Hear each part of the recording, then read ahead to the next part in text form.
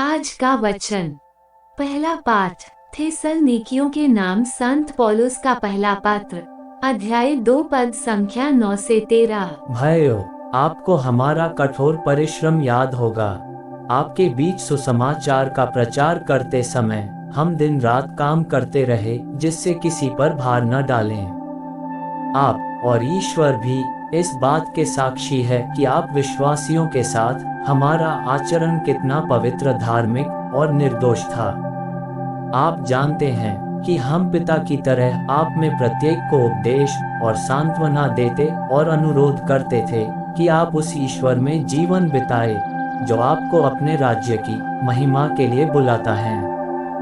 हम इसलिए निरंतर ईश्वर को धन्यवाद देते हैं कि जब आपने हमसे ईश्वर का संदेश सुना और ग्रहण किया, तो आपने उसे मनुष्यों का वचन नहीं, बल्कि जैसा कि वह वास्तव में है, ईश्वर का वचन समझकर स्वीकार किया, और यह वचन अब आप विश्वासियों में क्रियाशील है। यह प्रभु की वाणी है। सुसमाचार संत मत्ती अध्याय 23 पद संख्या 27 से 32।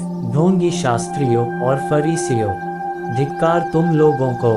तुम पुती हुई कब्रों के सदृश हो, जो बाहर से तो सुंदर दिख पड़ती हैं, किंतु भीतर से मुर्दों की हड्डियों और हर तरह की गंदगी से भरी हुई हैं। इसी तरह तुम भी बाहर से लोगों को धार्मिक दिख पड़ते हो, किंतु भीतर से तुम पाखंड और अधर्म से भरे हुए हो। ढोंगी शास्त्रियों और फरीसियों, धिक्कार तुम लोगों को!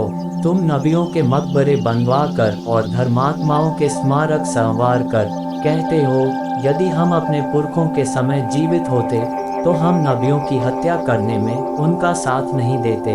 इस तरह तुम लोग अपने विरुद्ध ये गवाही देते हो कि तुम नबियों के हत्यारों की संतान हो, तो अपने पुरखों की कसर पूरी कर लो। यह प्रभु का पवित्र सुसमाचार है। आमीन। आज का चिंतन। हम सबों की एक विशेष बुलाहट होती है, जिसे जीवन भर हम पहचानने की कोशिश करते हैं।